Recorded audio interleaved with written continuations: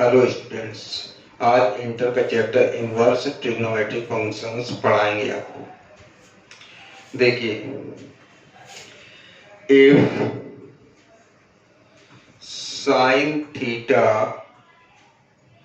Is equals to X, then theta is equals to, देखिए ये sign की power 1 होती है, जब इस साइड से उस साइड में जाएगी तो साइन की पावर -1 हो जाएगी। साइन की power -1 x. If sin theta is equals to x, then theta is equals to sin inverse x. If cos theta is equals to x, then theta is equals to cos inverse x. If tan theta is equals to x, then theta is equals to tan inverse x. If cot theta is equals to x, then theta is equals to cot inverse x. If sec theta is equals to x, then theta is equals to sec inverse x. ऐसे ही if cosec theta is equals to x, implies theta is equals to cosec inverse x. कहने का मतलब है, अगर sine inverse x is equal to theta है तो x is equal to आप लिख सकते हैं, साइन इनवर्स इधर से इधर जाएगा तो साइन थीटा, यानी sine theta is equal to x है, then theta is equal to sine inverse x लिख सकते हैं। ऐसे ही सब है। उसके बाद प्रिंसिपल वैल्यू,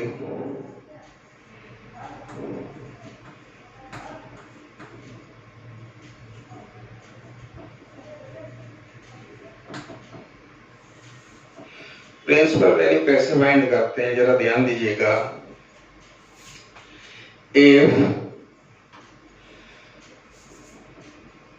एक टेबल बना लेते हैं।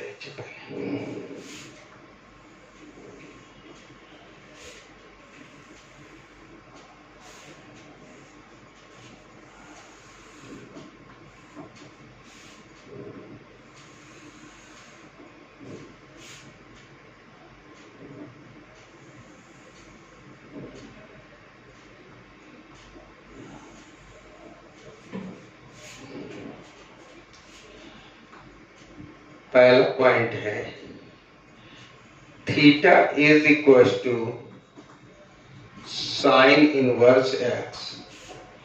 इसको बोलते हैं डोमेन, एक्स को डोमेन बोलते हैं और डोमेन यानी एक्स। उसके बाद ये रेंज है, रेंज यानी थीटा। अगर theta is equal to sine inverse X है तो एक्स की वैल्यू लाई करेगी -1 से +1 के बीच में या उनके इक्वल, या इसको कह सकते हो x इज ग्रेटर और इक्वल टू -1 और लेस और equal to +1।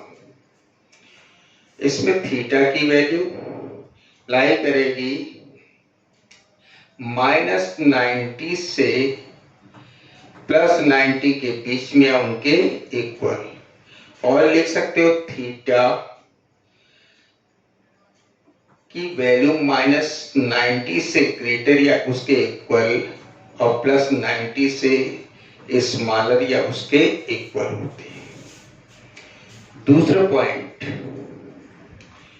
Theta is equal to, अगर cos इनवर्स x है देन x की वैल्यू लाई करेगी -1 से +1 के बीच में इसमें भी वही रहेगा, x की वैल्यू -1 से +1 के बीच में लाई जाएगी, यानी x is greater or equal to -1 और लेस आर इक्वल टू +1, और इसमें थीटा की वैल्यू क्या होगी 0 to π, यानी थीटा की वैल्यू 0 से ग्रेटर आर इक्वल और पाई से स्मॉल आर इक्वल। कहने का मतलब है cos 0 मिलेगा +1 और cos 180 मिलेगा -1, यानी -1 और +1 के बीच की सारी वैल्यूज और इनको भी इंक्लूड करके -1 और +1 को इंक्लूड करके। तीसरा देखिए, थीटा इज इक्वल टू, अगर tan इनवर्स x है तो इसको थीटा की वैल्यू क्या होनी चाहिए, -x की वैल्यू -∞ से +∞ के बीच में होनी चाहिए। कह सकते हो आप x की वैल्यू -∞ से ग्रेटर और +∞ से स्मॉलर, यानी x की वैल्यू -∞ से +∞ के बीच में होना चाहिए, ओपन ब्रैकेट लगा हुआ है इनको छोड़ के। उसके बाद इसमें आइए, थीटा की वैल्यू क्या होगी, ओपन ब्रैकेट -90 to +90, और कह सकते हैं थीटा की वैल्यू -90 से ग्रेटर और +90 से स्मॉलर। ये आपकी टेबल रेडी हो गई, इसके अकॉर्डिंग आप क्वेश्चन सॉल्व कर सकते हो। प्रिंसिपल वैल्यू अगर फाइंड करनी है, थीटा की वैल्यू इनके बीच में लाई करनी चाहिए। उसके लिए क्वेश्चन देखिए,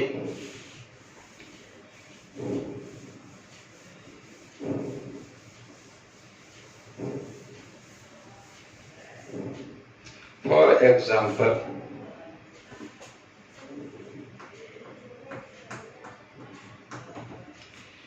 find the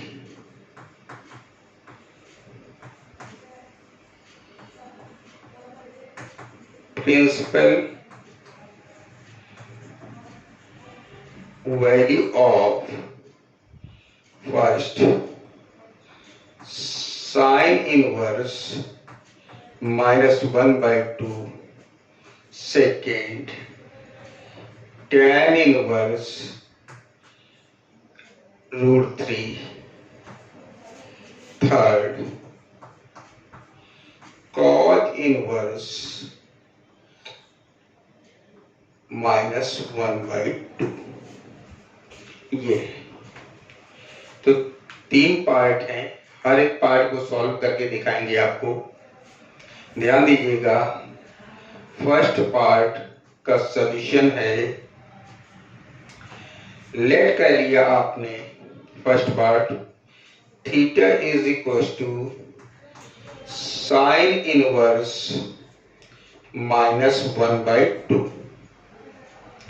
then sine inverse इस साइड से इस साइड में जाएगा, तो ये आपका हो जाएगा sine theta is equal to -1/2, implies sine theta is equal to minus sine में 1/2 साइन 30 डिग्री की वैल्यू होती है, साइन 30 डिग्री। देखो, since sine minus theta is equal to होता है माइनस साइन थीटा, ये आपका फार्मूला होता है। Sine minus theta is equal to minus sine theta formula होता है। तो आप देखिएगा माइनस साइन 30 है, तो माइनस साइन 30 को साइन -30 लिख सकते हैं, इम्प्लाइज साइन थीटा आपका इसे रहेगा, माइनस साइन थीटा को साइन -थीटा लिख सकते हैं, तो माइनस साइन 30 को साइन -30 डिग्री हम लिख सकते हैं। implies sin theta is equal to sine -30 को -π/6 यानी 30 डिग्री को हमने लिख दिया है रेडियन में। यानी रेडियन में बदलने के लिए क्या करते हैं, π/180 से मल्टीप्लाई किया जाता है डिग्री को रेडियन में चेंज करने के लिए। Implies theta is equal to, दोनों तरफ से साइन को आप छोड़ दीजिए, थीटा इज इक्वल टू -π/6। अब देखिए साइन वाली वैल्यू है, साइन इनवर्स में हमने सॉल्व किया है। थीटा की वैल्यू क्या -90 और +90 के बीच में लाई करती है। अगर लाई करती है तो वही आपकी प्रिंसिपल वैल्यू हो जाएगी। तो which is belongs to -90 to +90, this is answer. ये बात समझ में आ गई होगी। देखिए जिसकी प्रिंसिपल वैल्यू आपको फाइंड करनी है उसको लेट कर लीजिएगा। Let theta is equal to sine inverse -1/2। Sine inverse को इस साइड से इस साइड में लाएंगे तो क्या होगा, is equal to -1/2। Sine theta is equal to minus sine में 1/2, साइन 30 डिग्री की वैल्यू होती है। Since sine minus theta minus sine theta होता है तो माइनस साइन थीटा को साइन माइनस थीटा लिख सकते हैं। इसलिए हमने क्या किया, साइन थीटा ये ऐसे रहने दिया, माइनस साइन 30 को साइन -30 लिख दिया। 30 डिग्री को रेडियन में चेंज किया, π/6 हो गया। दोनों तरफ साइन हम छोड़ देंगे।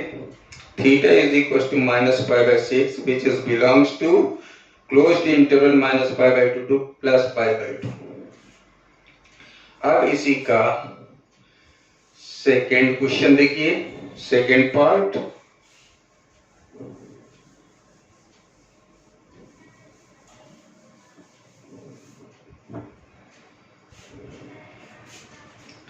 सेकेंड पार्ट है, let theta is equal to tan inverse √3।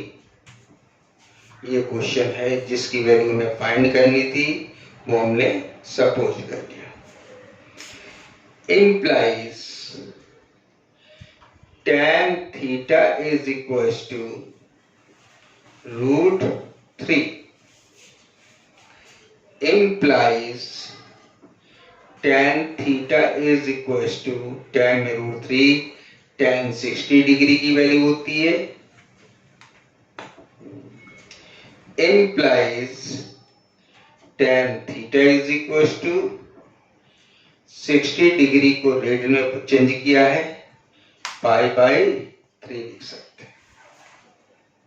कैसे, 60 डिग्री को जब रेडियन में चेंज किया जाता है π/180 से मल्टीप्लाई कर देते हैं 1 and 3, that is π/3।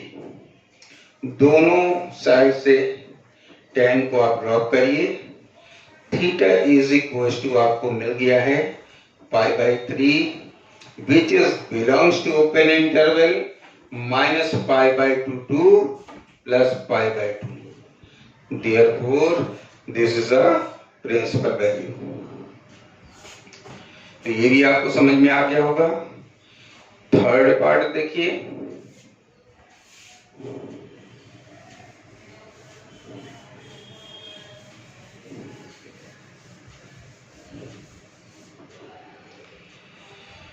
Third part let किया theta is equal to cos inverse -1/2 implies cos inverse इस साइड से इस साइड में आएगा तो cos थीटा हो जाएगा is equal to -1/2 implies cos theta is equal to minus cos 60 की वैल्यू 1/2 होती है cos 60 डिग्री। अब देखिए cos theta is equal to cos alpha होना चाहिए। किस क्वाड्रेंट में cos नेगेटिव होता है, सेकेंड में होता है और थर्ड में होता है। तो हम सेकेंड या थर्ड का यूज करके हम जो है इस माइनस साइन को हटा सकते हैं। सिंस सेकेंड में cos 180 degree minus theta is equal to minus cos theta होता है, तो हम माइनस कॉस थीटा को cos 180 माइनस थीटा लिख सकते हैं। And this implies cos theta is equal to minus cos theta को cos 180 माइनस थीटा लिख सकते हैं, तो माइनस cos 60 को cos 180 माइनस 60 लिखेंगे, cos 180 डिग्री माइनस 60 डिग्री लिखेंगे। implies cos theta is equal to cos 120 degree मिलेगा। implies cos theta is equal to cos 120 को रेडियन में चेंज करेंगे 2π/3। दोनों साइड से cos को ड्रॉप करेंगे, theta is equal to 2π/3 which is belongs to closed interval 0 to π। ये आपको समझ में आ गया होगा। अब देखिए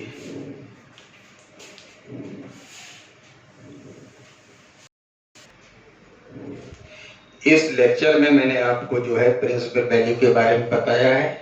अगले लेक्चर में हम इससे आगे आपको बताएंगे। Okay, thank you.